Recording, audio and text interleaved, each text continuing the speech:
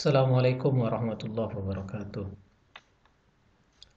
Alhamdulillahirabbil alamin wassalatu wassalamu ala sayyidina Muhammadin wa ala alihi washabihi ajma'in. Rabbi zidni ilma warzuqni fahma, rabbi israh li sadri wa yassir li amri wahlul 'uqdatam min lisani yafqahu qawli. Amma ba'du. Kita lanjutkan lagi tentang topik kita. Pada video kali ini kita akan membahas sedikit tentang dasar-dasar hukum termodinamika, khususnya hukum yang ke-0 dan yang ke-1, di mana termodinamika ini mempelajari tentang transfer energi, biasanya berupa kalor.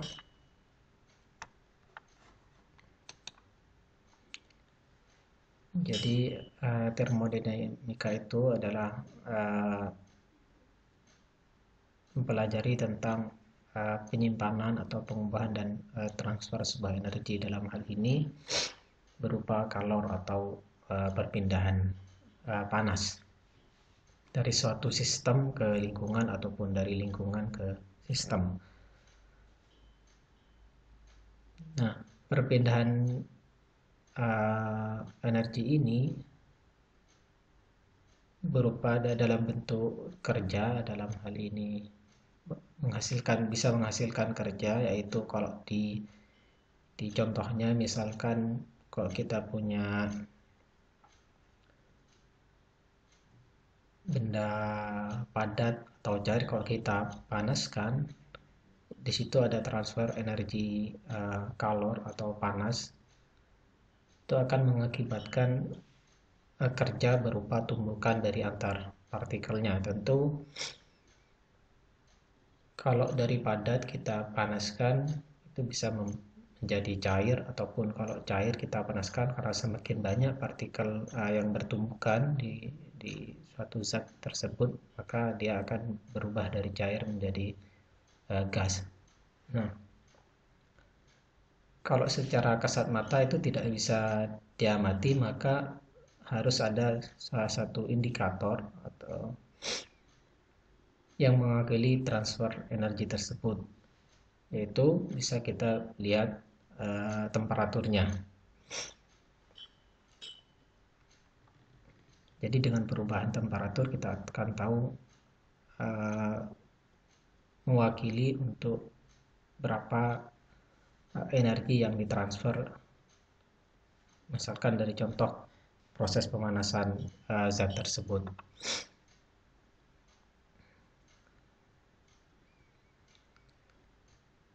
Di dalam termodinamika ini kita akan menghitung secara persamaan matematis yang menghubungkan antara formasi dan transfer energi dengan variabel seperti temperatur, volume, tekanan, dan macam-macam. Itu dinyatakan dalam hukum-hukum termodinamika namanya.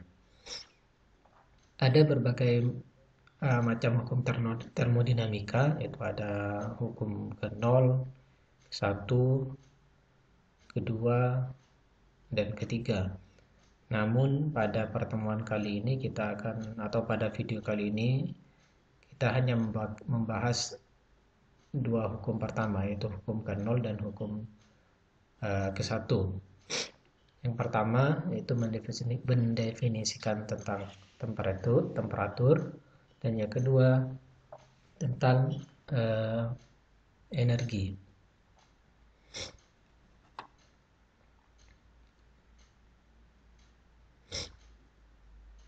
Nah, hukum termodinamika yang ke-0 bunyinya, jika dua buah benda berada dalam kondisi kesetimbangan termal dengan benda yang ketiga, maka ketiga benda tersebut berada dalam kesetimbangan termal satu dengan yang lainnya. Gampangnya, misalkan benda A termal atau panas dari benda A itu sama dengan benda B, sedangkan benda B itu termalnya sama dengan thermal benda C, maka A dan C itu sama. Maksudnya begitu.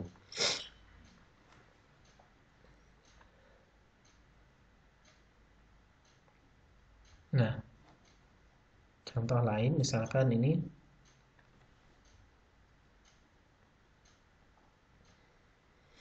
jika misalkan ada zat A memiliki temperatur yang lebih tinggi dibanding dengan zat B, kalau kita misalkan dekatkan jadi benda A dengan benda B atau kita gabungkan, maka akan ada transfer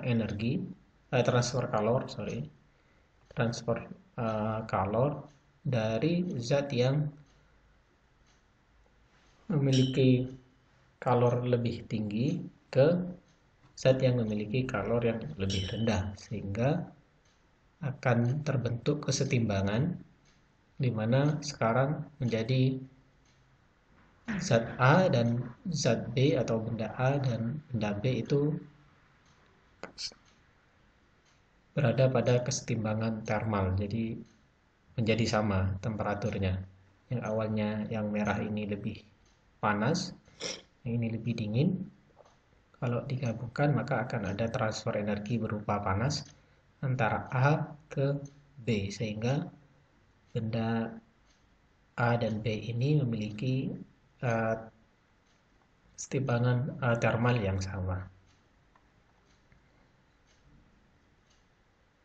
Contohnya misalkan kalau kita mau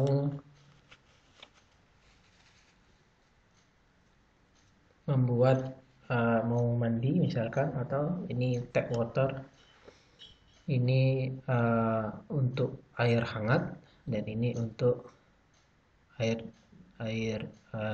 yang dingin.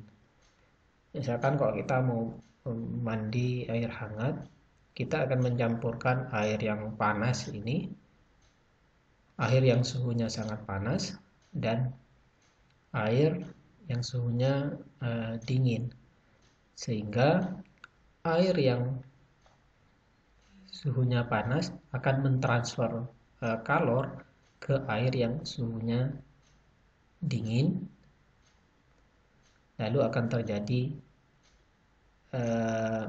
kesetimbangan termalnya menjadi tidak hangat atau tidak panas, tidak dingin, atau hangat menjadi hangat, seperti itu. Itu karena ada transfer energi berupa kalor dari yang airnya bersuhu panas, bersuhu tinggi, ke yang lebih rendah. Contoh lain misalkan kalau kita ini gambar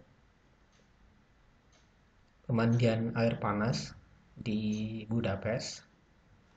Ini sangat ada berapa macam pemandian air panas di Budapest. Salah satunya banyak yang dari peninggalan kerajaan Turki Utsmani atau Ottoman di zaman dahulu ketika menguasai wilayah Budapest, Hungaria. Nah, misalkan kalau kita ke pemandian air panas, pada saat kita pertama kali masuk ke kolam kita akan merasa kepanasan karena suhu tubuh kita lebih rendah ketimbang suhu airnya yang ada di kolam. Nah, pada saat kita sudah masuk akan terjadi transfer energi panasnya dari air ke tubuh kita sehingga menjadi setimbang, sehingga kita menjadi tidak kepanasan lagi, atau sudah sama, suhu tubuh kita sama dengan air di kolam tersebut. Begitu juga ketika selesai mandi, tiba-tiba kita akan kedinginan karena suhu di luar itu lebih rendah dibandingkan suhu tubuh kita. maka suhu tubuh kita juga akan turun lagi menjadi sesuai dengan yang berada di luar kolam pemandian air panas ini. Jadi kira-kira itu transfer uh, uh, energi atau transfer kalornya. Sekarang kita ke hukum termodinamika yang pertama. Ini berkaitan dengan hukum kekekalan energi, di mana energi itu tidak dapat diciptakan atau juga tidak dapat dimusnahkan, tetapi energi tersebut hanya bisa dirubah bentuknya, seperti tadi contoh di awal slide. Jadi misalkan energi matahari kita bisa berubah menjadi energi uh, uh, fotosintesis menjadi bentuk yang lain. Begitu juga yang lainnya. Nah, hukum pertama termodinamika ini bunyinya kalor yang masuk atau keluar dari sistem. Jadi kalau misalkan kita punya suatu sistem, yang ini disebut dengan sistem, yang di luar disebut dengan lingkungan. Kalau kita memasak air panas misalkan, maka yang disebut sistem itu adalah ya wadah pancinya itu. Yang satu panci itu disebut sistem, yang di luar adalah disebut lingkungan. Kalor yang masuk atau yang keluar dari sistem itu sama dengan kerja yang dilakukan ditambah dengan energi dalam sistem, atau kalau bahasa Inggrisnya disebut internal energy. Jadi kalor ini yang masuk sama dengan internal energy atau energi dalam ditambah dengan W, itu ada yang mendefinisikan kerja atau usaha, sama saja.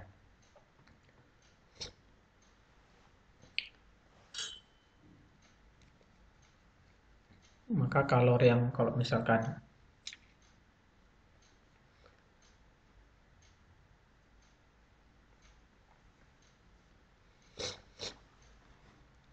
kalau misalkan kita masak air di kompor misalkan, maka kalor yang masuk itu akan sama dengan menghasilkan internal energy plus kerja yang dihasilkan. Kerja yang dihasilkan apa tadi? Seperti kayak tumbukan. Jadi ketika air dipanaskan, maka tumbukan antar molekul airnya akan semakin banyak, sehingga kalau itu diteruskan maka air akan ikatan-ikatan dalam molekul air itu antar ikatannya akan lepas dan menguap.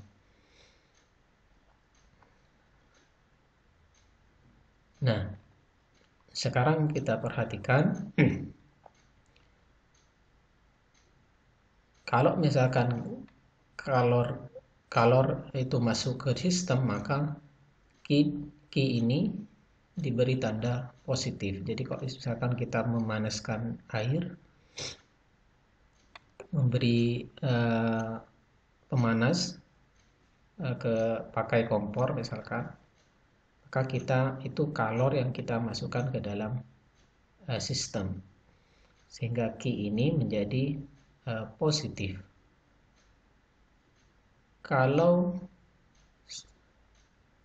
Sehingga kalau kita kalor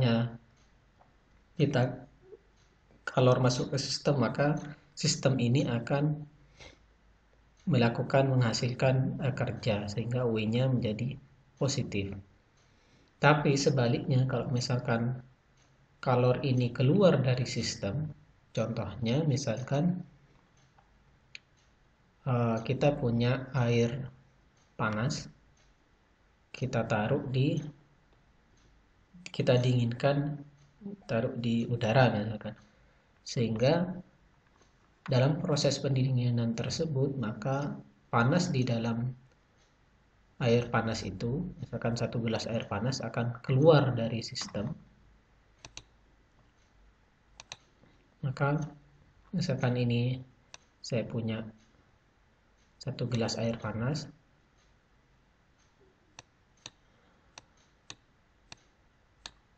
Maka kalau kalor itu keluar dari sistem, kalau ini di dalam proses pendinginan, maka panasnya, suhunya akan semakin turun karena kalor yang ada di gelas ini akan keluar dari sistem, sehingga simbolnya adalah negatif, Q-nya negatif, dan W-nya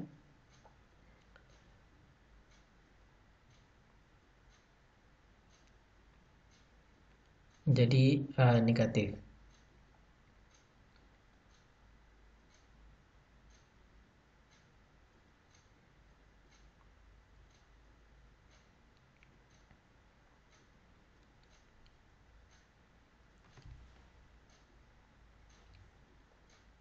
Oke.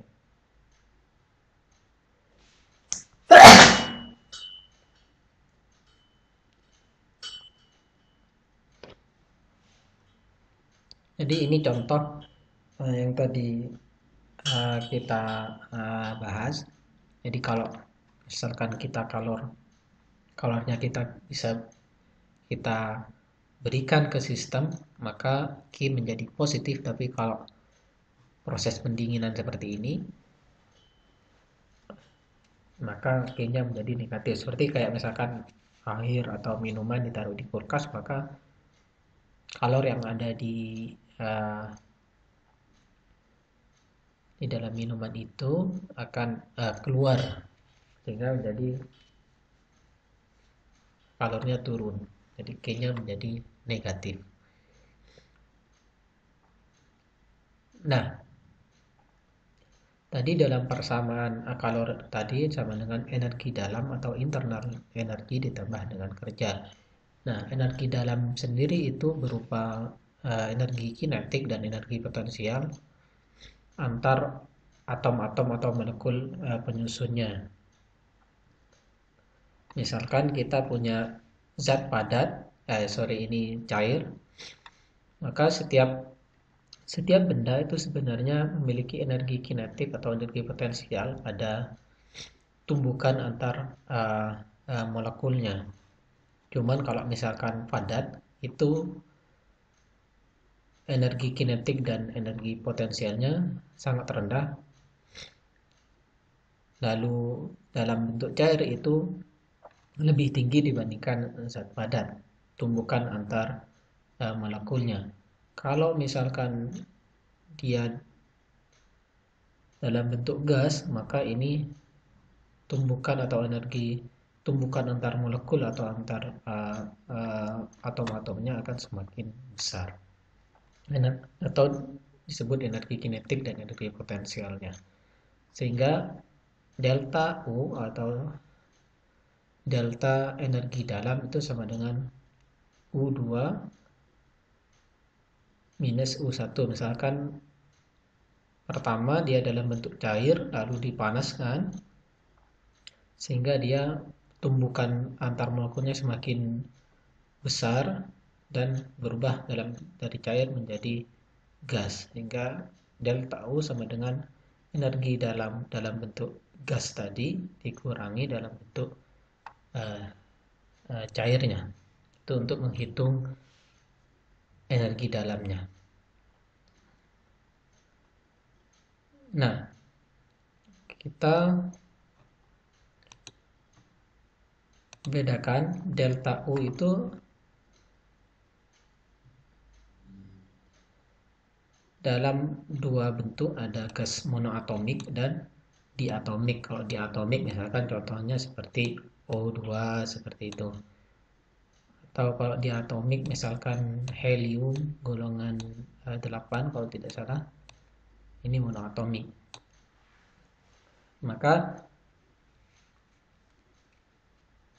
untuk sistem yang suhunya berubah dari T1 seperti contoh tadi, kita punya air, kalau air ini dalam bentuk gas, dalam sistem gas. Misalkan kita punya gas oksigen, misalkan kita panaskan dari suhu pertama sehingga suhunya naik atau turun menjadi T2. Maka dalam sistem diatomik dalam hal ini persamaannya menjadi 5/2 nRT2 minus T1. Kalau dalam sistem monoatomik maka 3/2. Ini persamaan gas, kita tahu ini N mol.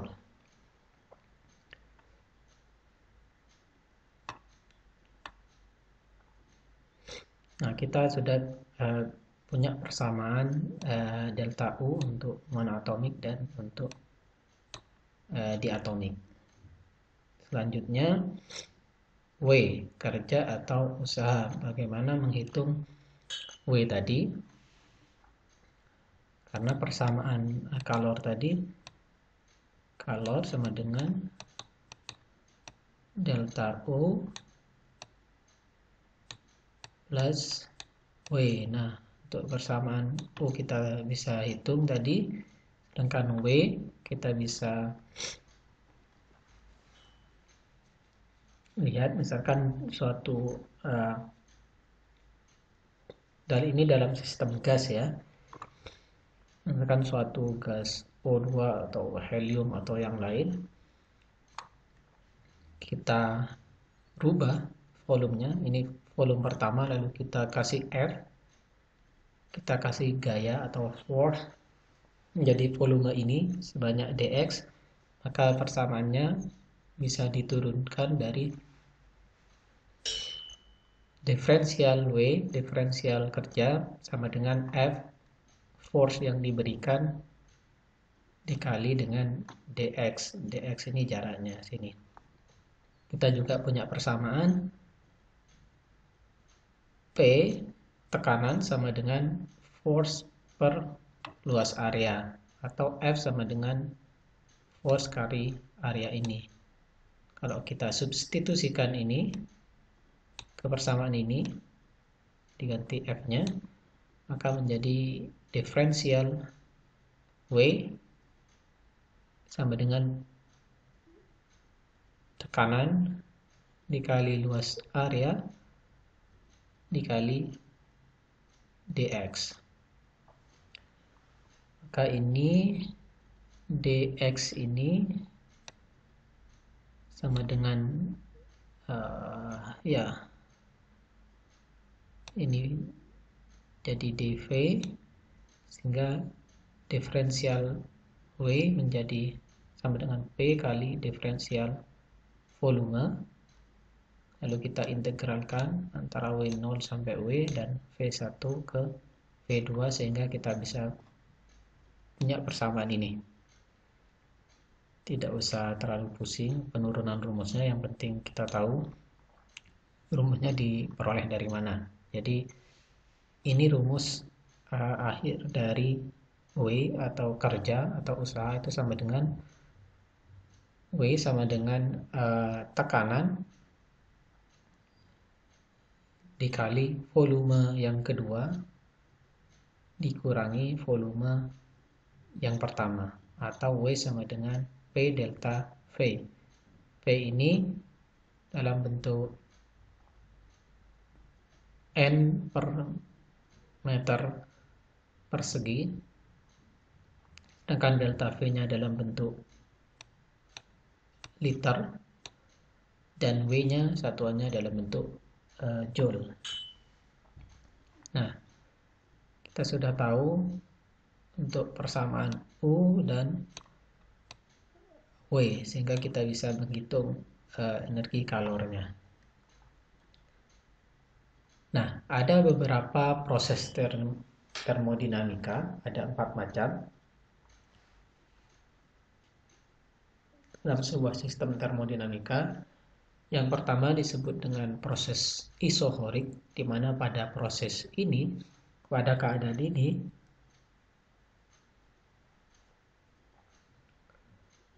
pada sistem ini volumenya dibuat tetap. Jadi misalkan kita punya suatu gas seperti ini, volumenya tidak dirubah, dia dipanaskan, maka yang berubah adalah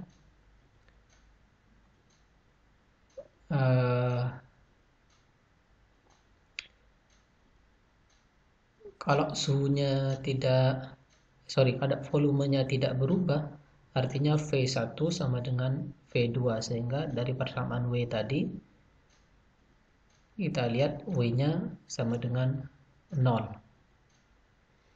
Maka kalau W-nya 0, kita punya persamaan Q sama dengan delta U, delta U plus W. Kalau W-nya sama, kalau dalam keadaan isohorik ini, karena volumenya tetap V2 sama dengan V1, maka W-nya sama dengan 0, sehingga Q-nya ini sama dengan delta U atau internal energi atau energi dalam tadi, sehingga U-nya ini 3/2 seperti tadi di persamaan awal. Delta U untuk monoatomik ini contohnya 3/2 nRT T1 dan T2.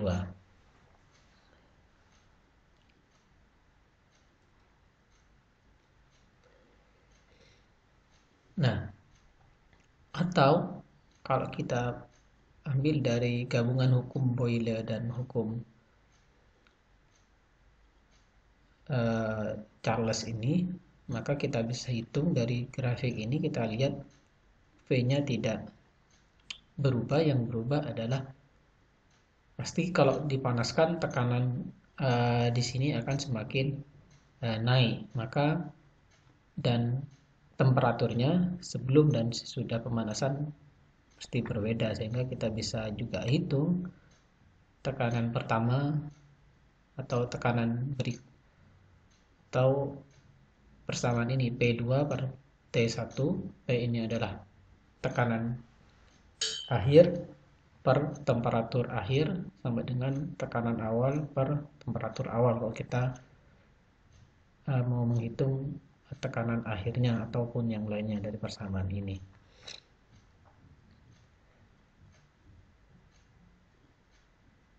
Yang kedua adalah proses isobarik atau isobaris bisa juga, di mana pada sistem ini pada proses ini yang tetap adalah tekanannya. Jadi tekanannya tetap, namun yang berubah adalah volumenya. Kalau tadi volume tetap, tekanannya yang berubah. Maka pada proses ini, karena tekanannya tetap, maka W sama dengan P per kali V volume kedua dikurangi volume yang pertama, sehingga kalau kita punya persamaan tadi K sama dengan delta U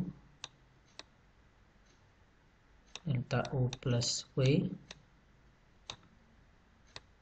ini persamaan ini W-nya, sedangkan delta U-nya untuk ini, maka kalau ini digabungkan akan menjadi 5/2, jadi plus ini, maka akan menjadi 5/2. Jadi 5/2 itu ini dirubah menjadi 2/2 P kali V2 P1, sehingga menjadi 5/2.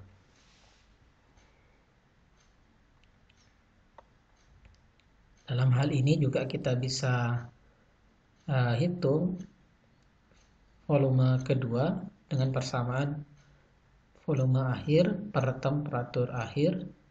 Jadi ini perbandingan antara volume dan temperaturnya. Kalau tadi perbandingan antara tekanan dan temperaturnya. Di sini karena tekanannya tetap, jadi yang kita bisa amati adalah volumenya. Ini proses isobarik.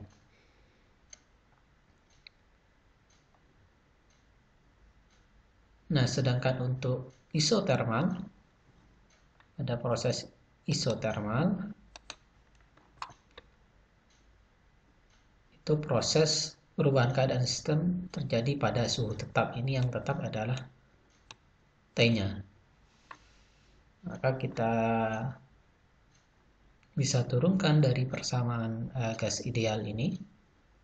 Dari kita punya persamaan PV sama dengan nRT, sehingga P sama dengan nRT per V. Kita juga punya persamaan ini tadi, W. Kita bisa substitusi P-nya ini menjadi nRT. Nah, ini. Sehingga kita peroleh persamaan W, persamaan akhir pada kondisi isotermal, W sama dengan nRT bulan V2, volume kedua, per V1. Nah, di mana pada proses ini energi dalamnya sama dengan 0, sehingga K-nya itu sama dengan W. Jadi kalau menghitung K-nya itu sama dengan W juga, sama. Karena energi dalamnya sama dengan 0 pada kondisi ini.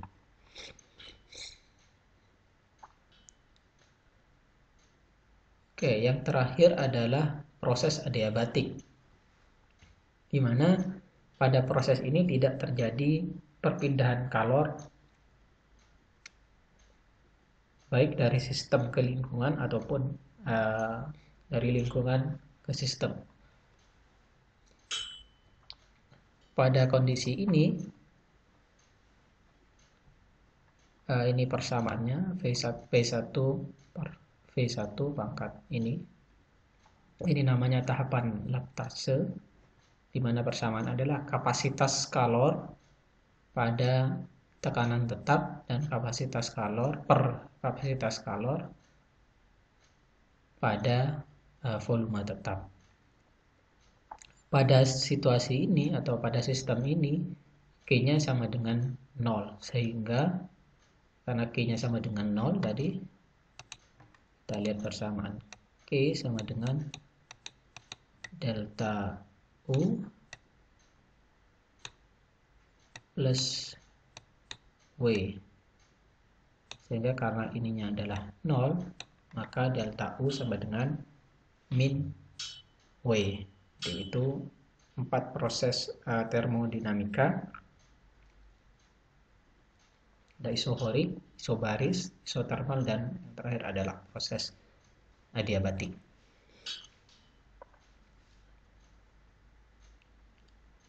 Oke, sekarang kita ke contoh soal. Kita lihat, misalkan sebuah sistem 1 mol gas ideal monoatomik, jadi gas monoatomik mengalami ekspansi isobaris. Kalau isobaris berarti pada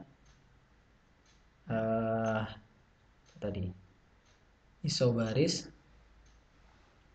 pada tekanan tetap.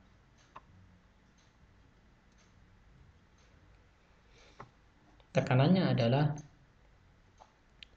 10⁵ Pascal atau N per meter persegi kalau tidak salah. Sehingga volumenya yang awalnya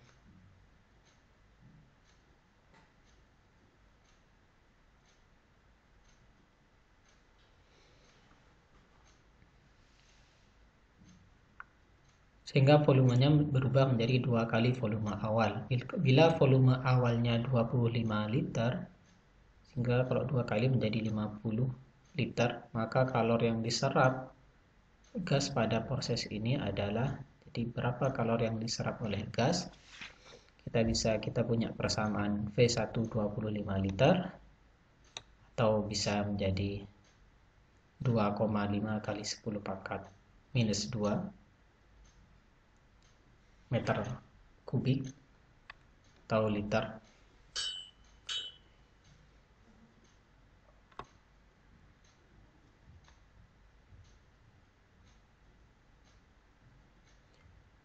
Dan volume kedua itu 2 kali lipat, berarti 5 kali 10 pangkat minus 2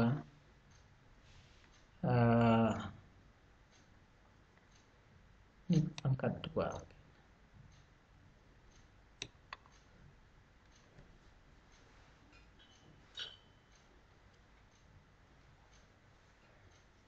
Sedangkan tekanannya itu tetap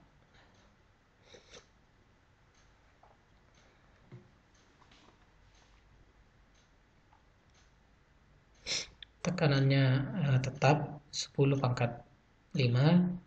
Kita punya persamaan. Yang ditanya adalah Q-nya. Q sama dengan delta U plus W, kerja atau usaha.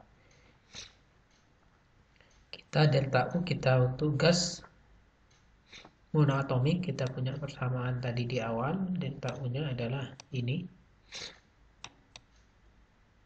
persamaannya. Sedangkan W-nya sama dengan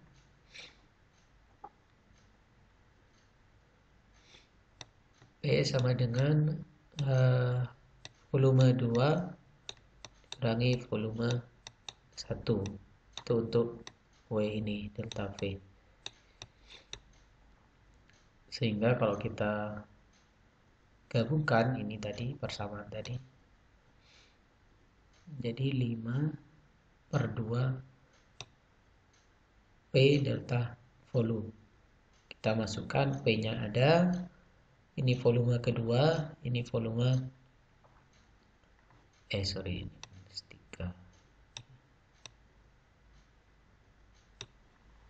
di volume yang pertama, sehingga kita peroleh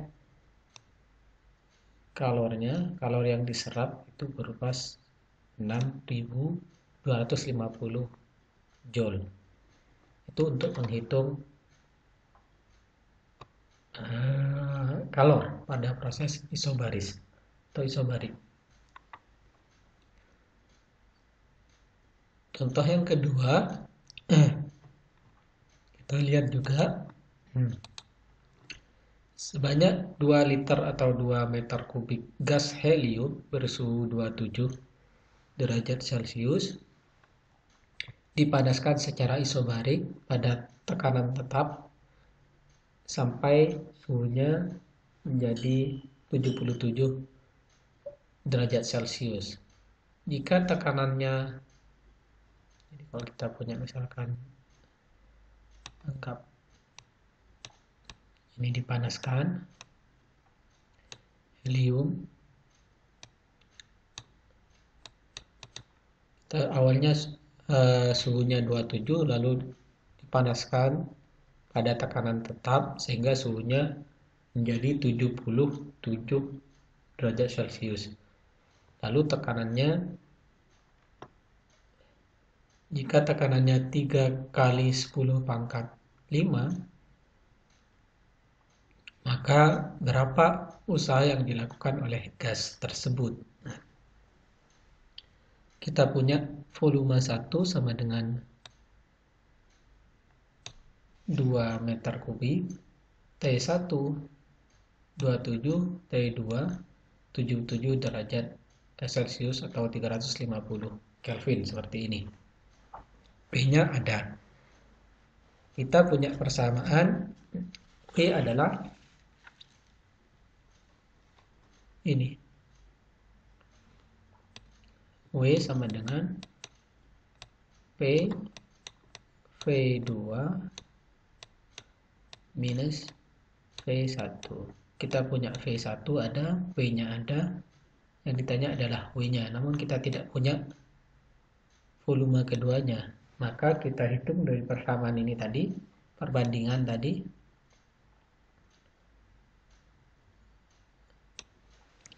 V1-nya ada, T1-nya ada, V-nya ada, maka kita ketemu bisa cari V2-nya. 7/3 meter kubik. Sehingga kita masukkan ke persamaan ini, P V2 minus P1, kita akan ketemu 100.000 Joule atau 100 kilo Joule W-nya. Kalau kita mau hitung berapa kalori yang diserap, maka kita tinggal masukkan ke persamaan ini. Delta U plus W. W-nya kita punya untuk sistem helium ini monoatomik, kita juga punya untuk monoatomik ini, sehingga kita bisa hitung berapa Q-nya. Oke, saya kira demikian tentang dasar hukum termodinamika, khususnya hukum yang ke-0 dan yang ke-1. Mudah-mudahan bermanfaat. Saya tutup. Assalamualaikum warahmatullahi wabarakatuh.